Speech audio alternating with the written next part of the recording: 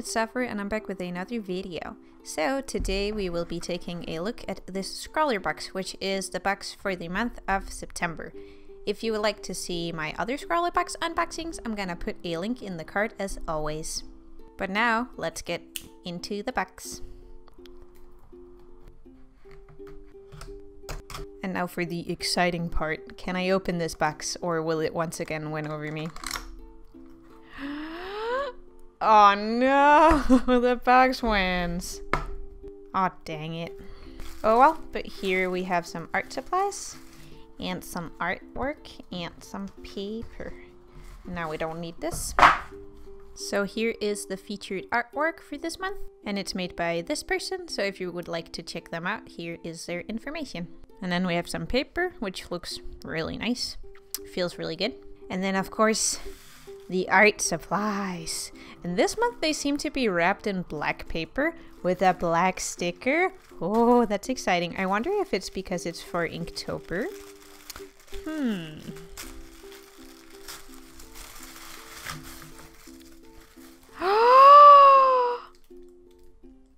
I'm so excited!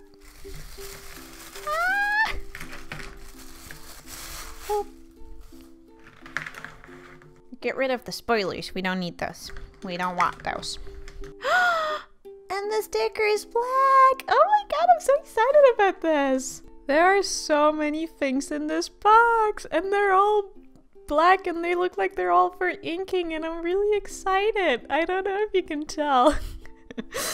So, first up, we have the Pigma BB pen, I guess, from Sakura, or Sakura. Oh, it's a brush pen.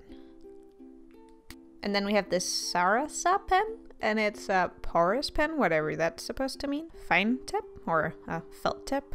And then we have this graphic line maker from Derwent, and it's a 0.5. And this is also a felt tip. And then we have this Edding 2200C.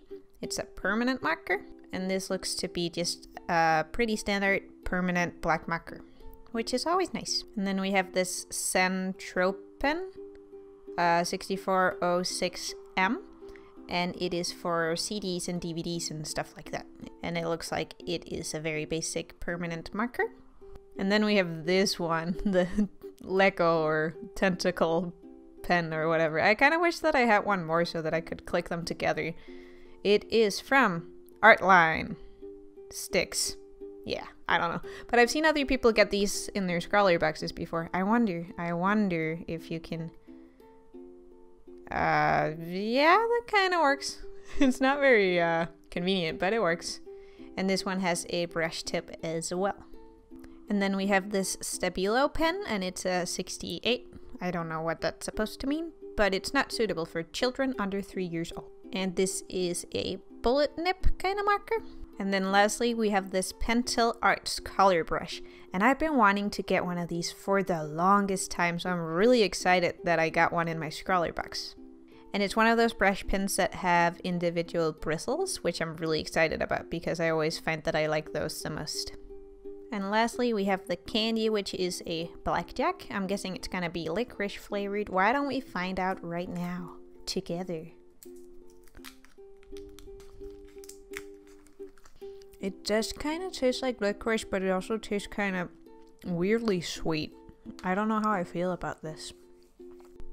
And the prompt for this month is Jazz Noir. So let's get to swatching those art supplies.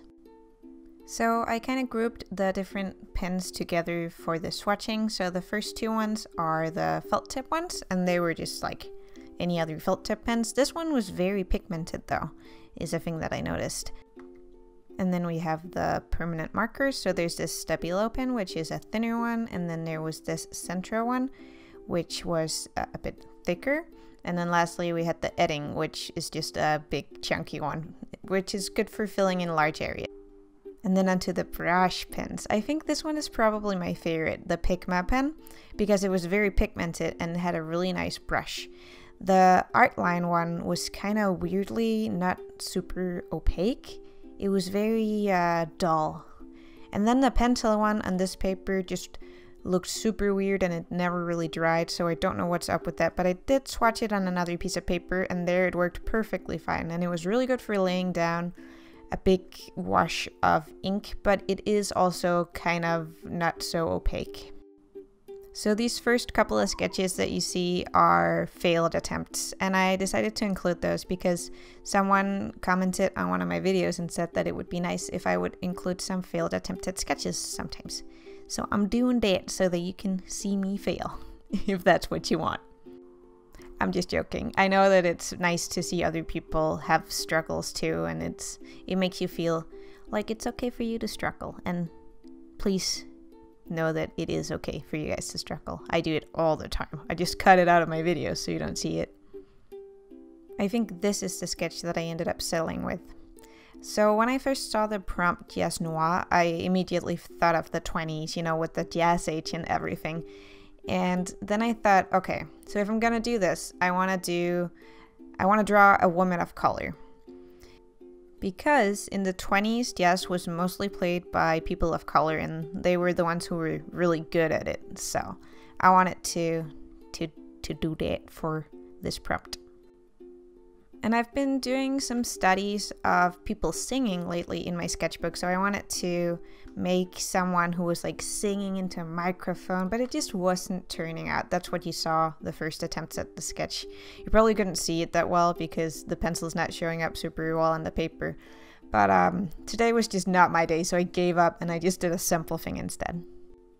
So I decided that I just wanted this beautiful lady with a big afro in this black dress. I found a picture on Google Images that I thought was really pretty, and I wanted to do something kind of like that and then make it look kind of 20s and kind of jazzy. And then I wanted her afro to be kind of like an ink splatter because I thought that would look really cool.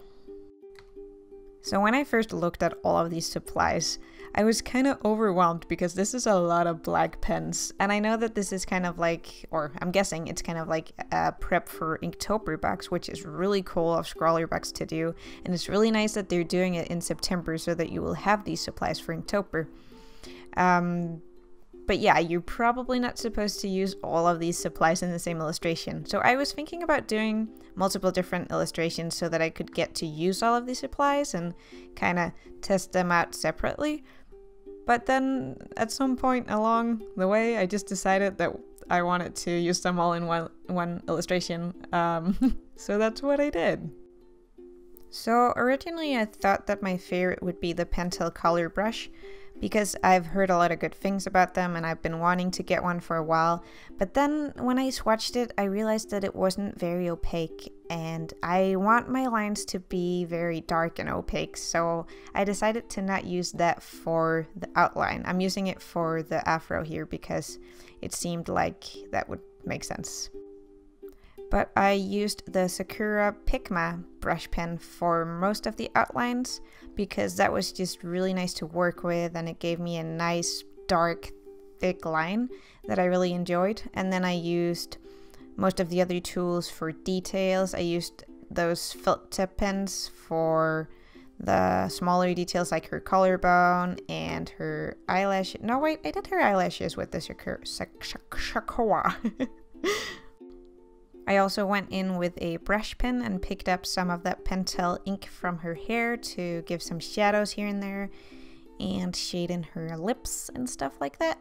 And I think that really helped. And then I used the big permanent edging marker to fill in her dress because I wanted it to just be a solid black color.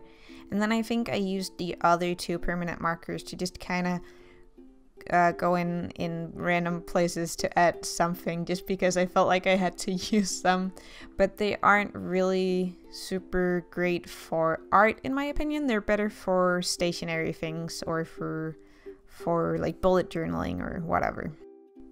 And then lastly, I just went in with the Derwent graphic marker to make some scribbly scripts in her hair because I felt like it needed some scribbly scripts. But now the drawing is done, so that's about it for now. I think my favorite supply from this box was the Sakura Pigma brush pen.